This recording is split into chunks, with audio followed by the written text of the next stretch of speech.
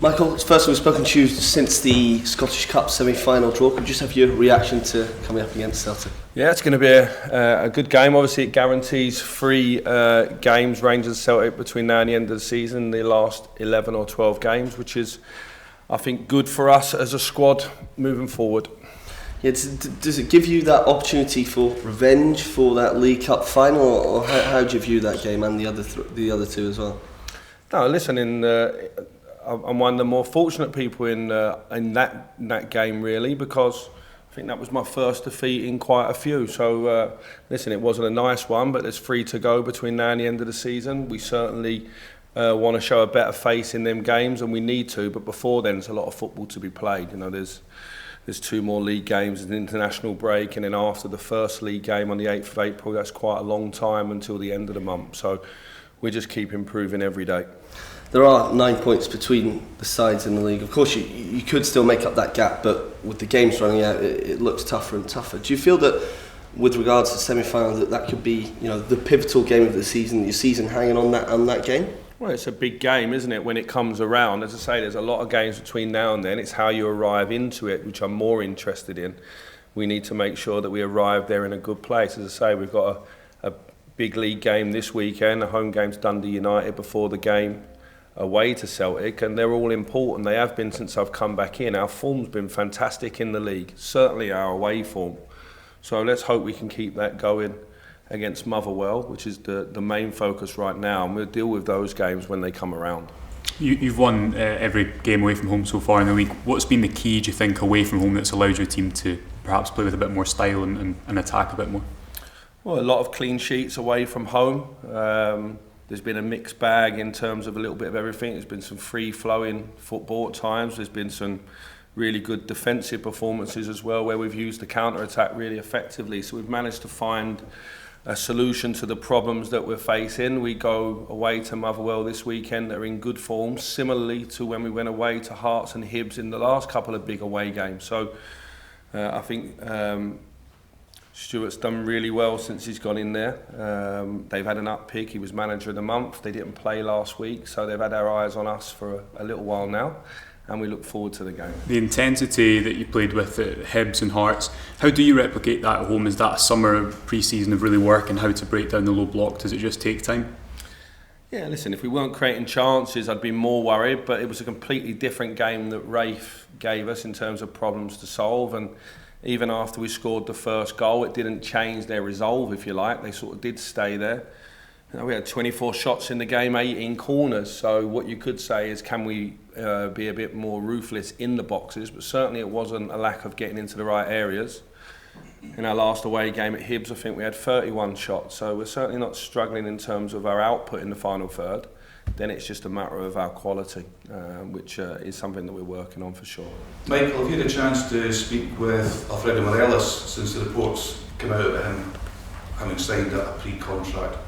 Yeah, we spoke obviously after the game on, when was it, Sunday, and there's no truth in that. So I was pretty cool about it beforehand anyway, because we have such a strong relationship, and we're both committed to each other until the end of the season, and we'll sit down and have a chat then. And if Alfredo's here and offered a new contract, great. If he moves on, then he's our record goal scorer in Europe. We've had a lot of big days together, and he'll get a hug and on he goes. But at this moment in time, we're just focused on the games ahead. There's no truth in the situation with Seville. Can I just ask you a follow-up to that? Just looking at some of the comments you've made recently in terms of out-of-contract players. Ryan Jack, you said, he's a player that you'd like to work with moving forward.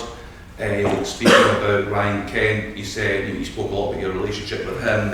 You said, look, if he's here, it's because he desperately wants to be here. If he's not here, it's because he doesn't want to be here. It suggests in both these cases, you'd want both these players to stay. Mm-hmm. Can you say the same about Alfredo Morelos? Yeah, I can. I think the big thing is that where do we see the club going moving forward, and who do we want to build around for the next 3 or 4 years? So I need to think, when I'm handing these or making these offers, do I feel that I want to build with someone for the next 3 or 4 years? It's a moment where there's a lot of players out of contract, and therefore there's a lot of salaries coming back in if we wasn't to renew with some of them players, which gives the club a lot of options this summer. I've identified a few players to the club that we're away working on now, and and doing our scouting. There's almost two jobs going on. There's the team now and trying to improve that and continue with the good form and improve the style and identity of every game and every training session. And then behind the scenes, there's working towards what Rangers is going to look like for the 1st of July next year when we return for pre-season. And so those things they're big decisions to make. Alfredo's had a huge part of this football club the last few years.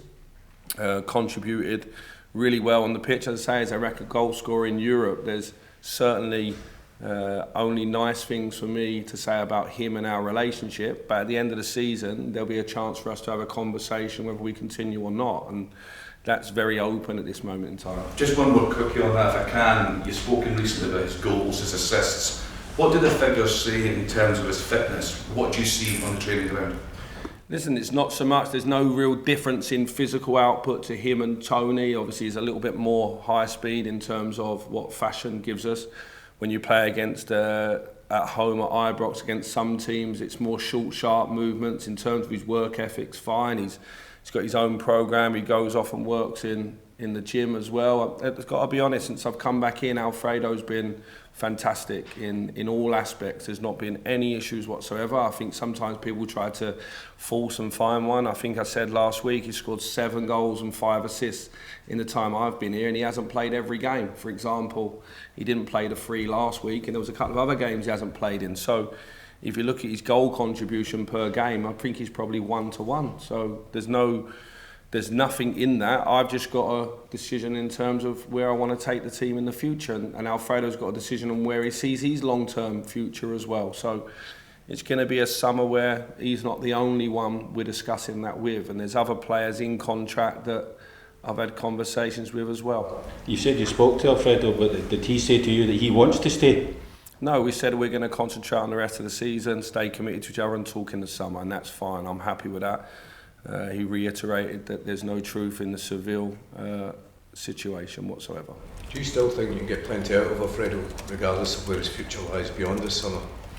Listen, I think that with Alfredo, there's a bit like the team. The team was on a rise for 2 or 3 years and has had a difficult 6 months, and in that everybody's open for criticism. No one's speaking about the goalkeeper situation when 3 or 4 weeks ago it was the only thing we spoke about, and about injuries, and they're sort of clearing up. Now we're on to Alfredo, so it's never a dull day being the manager of the football club. What I can say is that there's a lot of misconceptions about Alfredo. Every day he comes in, he works hard, he's a good teammate, he's supporting the team, and he reiterated to me that's how he wants it to stay between now and the end of the season. And I assured him that there's nothing that can happen between now and our last game which would change my energy towards him either. Malik Tillman, will he be back for this one? Malik Tillman trained today, yeah, so I'm delighted that he's back within the group. So yeah, he trained well this morning, so he's available for selection, yeah. What's Borna's situation?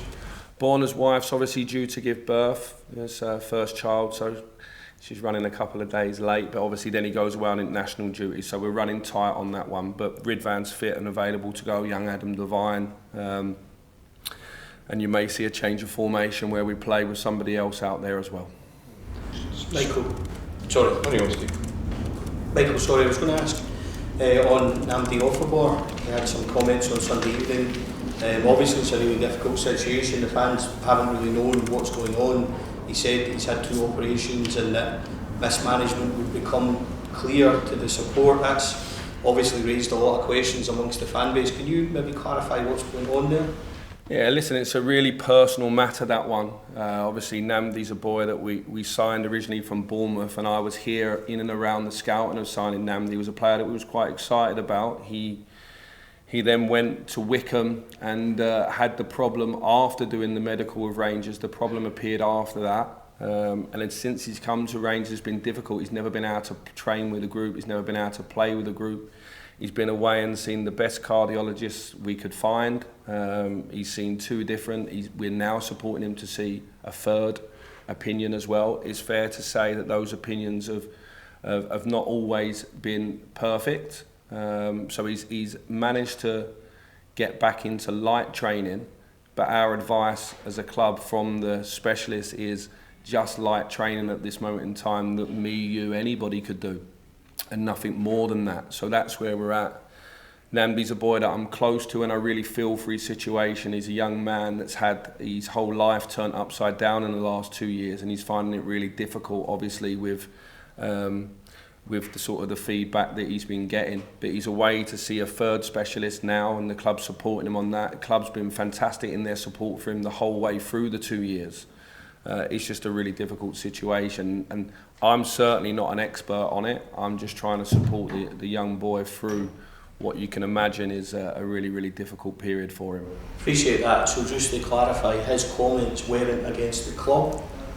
I haven't spoke to him about that since the weekend. So when Nnamdi's here and he's able to work, he's here and working. There's periods when he's away from here doing his gym program as well. You can imagine that moving up from the south to Glasgow and then not having a daily program playing football, he's not been able to breathe as a football player. So we don't ask him to come in here every single day if he's not working. He's away now seeing a specialist. He's been away and seen the best people possible. He's been away and seen the specialists that dealt with Daley Brind and Christian Eriksen as well. So there's everything I feel we could have done as a football club we've done. It's just really frustrating for Nnamdi that he can't do as much as he would like, but that's us acting on the advice that we're given, and sometimes that's difficult.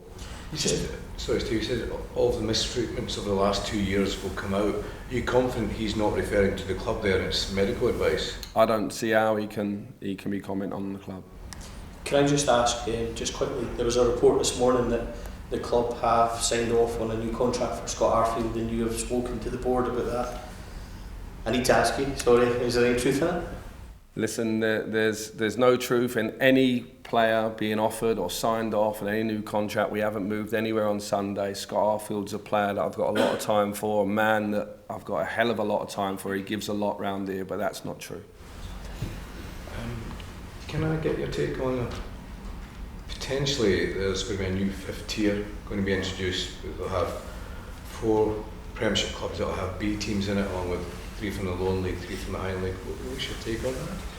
Listen, there's a huge opinion on this, for and against, and I get that in football. My own personal opinion, without being the manager of Rangers, is my personal opinion. It happens in Portugal, it happens in Holland, it happens in Germany. I think Italy now with Juventus have got it as well, and I think it would be good for the development of young Scottish players. That's my personal opinion. It will divide opinion, of course, but most countries outside England have it, and there's a reason why they have it. So I think we need to start looking at some models that in other countries that we feel can help and help our young players. I think the Rangers, if I speak now about our club, as the manager of our club, do I think our young players have benefited from a stronger or a bigger games programme? Yes.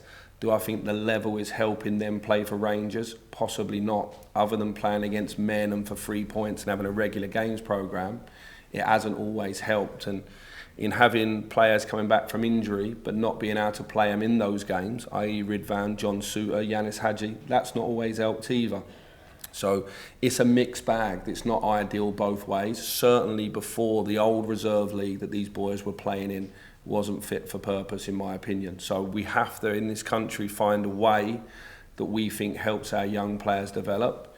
It could be that you'd say to me, well, Rangers can send players out on loan to different teams in the league, but it's whether them teams are playing in the style and that's developing the players to play for Rangers. There's an argument for, an argument against, but I think we need to look at some of the other countries that are doing that and ask the questions why.